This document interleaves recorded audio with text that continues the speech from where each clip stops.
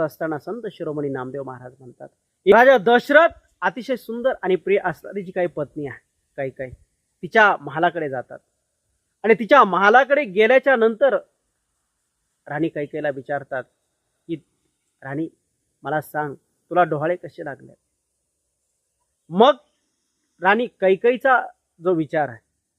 तिला लागलेले डोहाळे जे आहेत त्या डोहाळ्यांचं वर्णन संत शिरोमणी नामदेव महाराज करतात. येरी म्हणे ऐसे वाढत असे जीवा, माझ्या जीवाला असं वाटतंय कनिष्ठासी द्यावा राज्यपट. खरं तर राज्य सिंहासन मिळावं ही संकल्पना